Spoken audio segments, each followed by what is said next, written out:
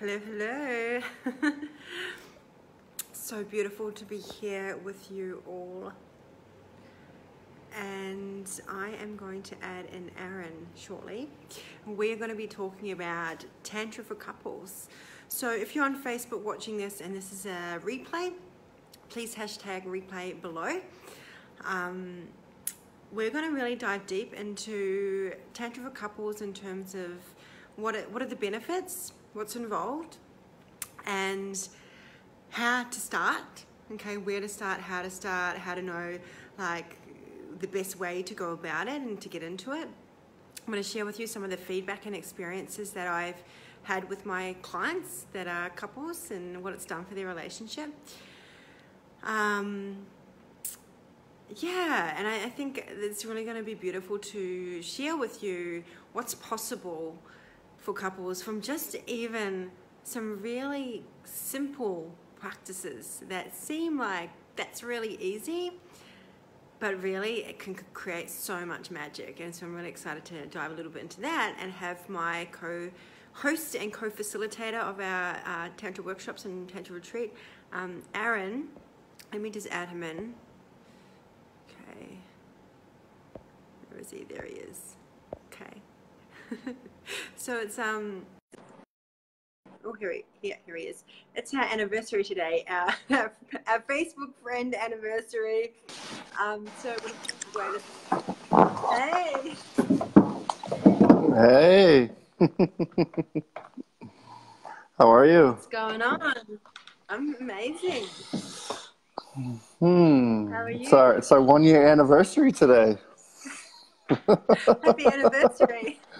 Happy Facebook anniversary, darling. Facebook anniversary. Yeah, so it was actually about a year ago, just over a year ago, that you and I met, and we actually met at a Tantra festival. So it's really perfect that we're doing this live stream today on our Facebook anniversary, friend anniversary, to talk about Tantra and to talk about really the benefits that couples in particular can receive and experience from going on this journey together. So yeah, I'll start off. I guess I'd like to start off by sharing some things that I've had couples experience. I ran a couples workshop just over a year ago. I ran a couples workshop, and we've also had couples come to our Art of Loving Men events where we've brought Aaron and I brought in the men on the second day, and usually about a quarter to a third couples, and they really get to have this beautiful experience together where the women are honoring and worshiping the man in their lives. And it's just so beautiful to witness the connection that happens between them. So what I wanted to, yeah, did you want to say anything on that? No, go ahead. Okay. So I feel like what I feel like is probably the main benefits for couples, and why I would personally encourage couples to do Tantra, is because it's taking them out of the stories that may be in the space between them, any triggers that may be coming up, anything that if there's resentment in the space. It's getting them out of the busy day-to-day like rut of doing, like going to work, coming home, trying to manage the relationship, and even if they've got kids, and it brings a deep level of consciousness to the way they relate to each other. So really being able to see each other through different eyes, through some really simple connection practices. And one of the biggest responses that I get from my clients who've done this work is that the practices are so simple yet so powerful. It's like I've seen my partner in a way that I've never seen them before. I got something that they've been trying to tell me for so long, and I haven't been able to see it. And now I see, right? I see how they've been showing up, or I've been showing up, or I see really what's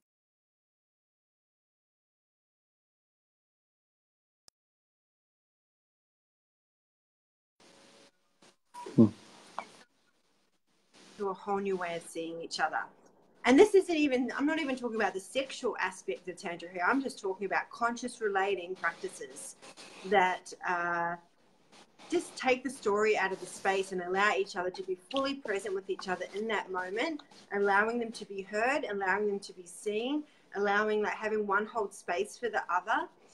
And sometimes that does require this outside facilitation. It requires someone else like myself or you, Aaron, or in a workshop space that these practices are being facilitated, and that like it's like the whole this create safe space being facilitated for them to journey with that. And sometimes that's what I feel is really needed to help them connect in that way, is that safe space that we facilitate for them. Yeah, and it's like the biggest part with any tantric work. A lot of times tantra is very misunderstood in terms of the world, and it's really it's life, it's love, and I find couples especially, like, they want to find ways to bring more love to flow between them. And all Tantra is really doing is really showcasing to individuals having an experience anything that's in the way of allowing more love to flow. Because life gets busy. We're very busy beings. There's a lot happening. And when couples are living together, a lot of the practices and the things that we share in retreats and workshops, it's about slowing down to remember the essence of why we're actually here, of why people are choosing to show up and to say, hey, I'm choosing to show up in my life every day with you. Why is that? And I think a lot of times what happens with couples is they forget that why. So a lot of what Tantra is doing, practices to be able to integrate back into life, so that the why that it's really mostly around the love that they initially felt with each other can be reignited. It can be like transformed back into their daily awareness. Life continues to showcase more and more love. And you know, the piece about Tantra is funny for couples. Like, initially couples go in because they want to be better lovers in the bed, and they want to have all this, which happens, but really it's an individual journey. And then, but when it's two individuals that are journeying together as in a couple, then the individuals evolve. And then when they come together to make love, to be in union, they're stronger individuals that are more in their own sacred union. And there's that much more love that can flow between them. And it's really quite simple. And I get a lot of the same feedback when I worked with people. It's like, wow, that was really revolutionary, but really simple. It's like, it's some of the most simple things that we forget about, of just really allowing life to happen from the lens of, okay, what's in the way? What are the emotional barriers? What are the things that are getting in the way of me from expressing the fullness of my being? And to see that happen inside of couples is just, it brings such warmth to my heart. Yeah, I absolutely agree. I had a couple recently who came to see me. It's on their honeymoon, and they were surprising each other for their honeymoon, and they're giving me full permission to share this. They were giving each other surprises and taking them out and doing different things. And her surprise was to bring him to have a session with me as like a couple session. And the response, the feedback that I got afterwards was that first of all, the practices were amazing. Like, again, so simple, but so amazing. They had the best sex after that had all year. Yeah. We didn't do any genital touch. There was no nudity in the session. It was just some really gentle connection practices and conscious communication. They said it was the favorite surprise of the honeymoon. The favorite. And they were going out and doing some really cool shit. I was watching on Facebook. I'm like, you guys are doing such fun stuff. And I was really honored that my session was the favorite part of their honeymoon. And it just goes to show, like, you can have all these outside experiences, right? But the love is here, just with that person being present, right? You can go out and do all this fun stuff, but when you're just with you and your partner, and you're really present with yourself and being present with each other, that can bring into so much connection, joy, and bliss, instead of these outside experiences that so often, and I found in my past, when I felt like disconnected from my partner. Perhaps I'd want to go out and do these things together, but really I actually had to come more into presence with each other. So yeah, and there was another piece of feedback too. I can't remember what it is now, but it was all amazing. It was all amazing, and I'm going to continue working with them and deepening their experiences, because through that we discovered other things to, like, oh, let's work on this now, and let's work on that now, and there's other vulnerabilities to explore, and yeah, so it's really beautiful to share that. Hmm. Yeah, and you know, one of the things I feel like comes up a lot in any of these retreats or workshops is sometimes like couples can be like afraid to come into a space where there's singles, or singles can be like afraid to come into a space where there's couples. And one of the things I love is having a retreat where there's a balance of both, because some of the lessons that single people learn from watching a couple dynamic is profound, and some of the lessons that people in couples learn from people in singles is absolutely profound as well, because it's like having this reflective space of, I was just doing a live the other day with my friend Rafa, and we were talking about like open relating, and he's in a primary partnership. He's in a coupled space. I mean, their relationship is open, so they're having other partners and things, but they're in a very primary partnership. And I've been out of any partnership for well over a year now. And, you know, just the different reflective places that really the essence of Tantra integrates all of that. Because whether somebody's in a partnership and they're choosing to show up just for one, like the things that you can learn from observing people that are showing up for more than one, and they're single and they're having multiple partners. Or, you know, when a couple is there and they're like, you know, really inside the learning, and they're really inside this like deep dive together. And I love that. And I've had a lot of being inside a couple is where I've learned probably some of my biggest lessons, because there's this part of our beings that when we're seeing someone every day, it's really hard to put up any type of protective layers of like, you know, only showcasing one part, like the worry, the shame, the guilt, the resentment, all these things that most people get really good at hiding to the outside world. It's like partner inside the bedroom, the partner at the home sees you really clearly and is like, listen, you can't hide. And I always say the more we make our personal life public, then we actually can just let go of all the things that we're afraid of sharing. So what happens in couplehood and what happens in the duad, it's like people really begin to see each other. But then it's those very same parts that we see within each other that is where we like try to like, oh, you did this and you did that. We try to push each other down when we're in couples, but that's actually our deepest vulnerability. So then people, they hide even more. But to be able to be in a space to celebrate vulnerability, to celebrate the uniqueness, the fullness of life, of expression, of all of the highs and lows, and like what we're always saying in our workshops, like all of us is welcome. In couples, people often feel like I can show all of myself to my partner, but I can't do that in the world. And that's part of what we open in these spaces, is saying all of you is welcome to come in, regardless of whether you're only showing it at home or in the bedroom, whatever. It's like allowing all of those parts to be seen is such the beauty. And to do that in a space with your beloved, with your dear beloved, that, you know, sometimes people that have been married for 15, 20 years come to a retreat and they're like, I never even knew this about my partner, because they still, it's like there's this other part that they felt, oh, wow, I even feel more permission to share and to learn and to grow. And it's like such a continuously evolving space of just more love coming into our lives. Like, I know that's what I want. I hope other people want that too. Yeah.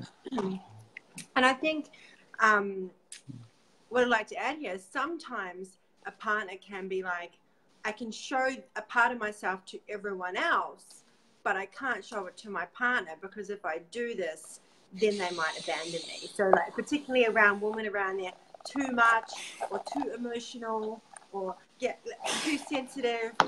And if I show this part of myself to my partner, they might not be able to meet me in that. So what I love about these spaces is creating spaces where you can show this part your partner, and then teaching the other person how to be able to meet that part of that person, how to hold space with that part of that person without you know, any kind of reaction, and understanding this part of this person and seeing it through the eyes of love and how beautiful it is, and understanding why, and creating the, you know, more curiosity about each other, which is what I say the key is to a long-term relationship, is to continuously be curious about each other. Why is that person, like, why is she doing that, or why is he doing that? I wonder what that's really about. What's their intention behind their action? Things like that. And just consistently communicating in that vulnerability is going to keep the connection alive. And one of the things that the reasons that I find couples want to explore this stuff is often they may be in some kind of rut. They may be in some kind of, like, something's been shut down. They're feeling disconnected within themselves, within each other. Whatever's going on, there's something with that. They're either like, there's something going on that we need to fix. Nothing's really ever broken. Or maybe they're in a great place and they want to deepen. They're like, oh, I'm curious about this Tantra stuff. What's that about? Let's go and explore this stuff together. And I guess wherever they are, like, that's, you know, at a Tantra retreat, because Aaron and I are running a Tantra retreat in Bali in January from the 15th to the 22nd, and it's open to singles and couples, is that we're going to journey with couples wherever they're at, and really create these beautiful spaces to connect so much more deeply. And effectively, I feel like, from what I've seen in my experiences, and from the couples that I've worked with, is they come out with a whole new level of connection with each other, and seeing each other with completely new eyes, like completely new eyes of, wow, like, this is, I feel seen, and I feel heard, and I feel met, and with practices that they can keep using again and again and again. They'll have like a whole toolbox of things that they can just keep using. And we're also going to explore more of the sexual aspects, like yoni worship and lingam worship, and there's a whole lot of elements to, and temple nights, and like beautiful things like that, and the juiciness of that as well. Yeah, and there's something really sacred and beautiful about being. I find in the times of my life when I've, you know, been inside a couple and then been able to, you know, to share space with, you know, other beloveds, just, you know, not necessarily sexually, but just to share energetic space, and just to allow, like, the love that is present between two to be shared in a way, just energetically, to be seen by others. It's really quite healing. And I find that a lot of times one of the biggest space that couples heal from when they're with other people that aren't necessarily in couples is just that reflective place of, like, wow, your love is so beautiful. And it's almost like a reminder to themselves that of some of the reasons why they first kind of came together. And also the places of sometimes having an outside input to, you know, to couplehood, is really and that's part I love in the coaching realm, is being able to support couples, because sometimes it's great having an outsider that can say, hey, you know, are you really showing up, you know, in full transparency here? Like, what's this part of you? Because it's so hard to go into these patterns. I know one of the biggest patterns I walked into, you know, in a lot of couples I was in, is feeling like I was walking on eggshells. Is like, I was so afraid of making her upset, and so afraid of, like, saying the wrong thing, because I was afraid of the fantasy of the romantic dream that I was creating to die. And in many ways, it was because I was afraid of that inside of me. And so I'd be walking on eggshells trying to be the good guy. And it wasn't until I really got deeper into my own journey and went deeper with her as well, that I started to see those patterns and really be able to clear those patterns more and more. So if you're a man, especially if you have that sensation of, like, I don't want to make her upset, I'm afraid, come in a space where you can be completely free, and you can return to the love that's present between the two of you. And you can do your own inner work as a man, she can do her own inner work as a woman, and you can join together, you know, in the evenings, in a space that's just so beautiful and so, like, delicious. I love watching couples, like, reignite the fire between them. It's so precious. Yeah, it is. It's amazing. It's it's and a lot, what I hear from a lot of women is they feel like that feminine juiciness again, and which makes him feel more masculine, like, oh, I'm feeling more juicy and vulnerable, and he's like, yeah, and then the polarity shifts. Usually the polarities often become a little bit unhealthy, or that kind of, like, maybe even you've got two masculine energies, so they're maybe even just more like friends, or they work together or something, and then the chemistry is a bit dead because the polarity is not there to keep the excitement. And so this is what like, a lot of couples get together because they're polarizing, but they're not polarizing each other in a healthy way. It's like maybe they have in a wounded feminine or immature masculine, and they attract each other, and they're like, oh, this is amazing, and then the happy chemicals die off, and then what happens is the polarity becomes a bit dead, and then they get like the excitement's not there anymore. And so, and this is how I think what relationships need to work on is creating that polarity by exploring the different masculine and feminine energies, where, you know, for both of them, where sometimes the men will go into being more feminine and vulnerable, and she might be more like masculine and holding space, but then there's this constant flip, so you're never like really continuously one or the other. And it's going to keep creating this healthy polarity that won't, if you keep exploring it, it's not going to like die. And then they end up breaking up because you're just friends, right? Yeah, polarity is vital, and playing with those polarities within ourselves, within our contrasexual self, is, I find, a really key piece to bringing couples back into, you know, deeper spaces of connection and trust between each other. So, yeah, if you're listening to any of this and you have questions and you're wanting to, you know, dive into any more of what we're talking about here, and maybe you didn't understand, like, write a comment, share this to your friends, share this around, and we do still have some space, just a couple spaces left for, you know, some men and women in the retreat coming up in Bali. So we'd love to feel your presence there. Yeah, absolutely. We would love to dive deep with you and take you through these beautiful connective practices and sacred sexuality, tantra, conscious communication. That's a big one. And walk away with tools that you will use for the rest of your life, to give like a toolbox effectively to couples and be like, okay, this is how we have a conscious relationship and consciously explore sexuality. We're going to give you tools. And we've also got a couple of online programs, and both Aaron and I have these online programs. One is around men's sexuality and one's around women's sexuality. And so if particularly I just want to address, if you have sexual issues, like, all of that was welcome, and we'll be working through that stuff.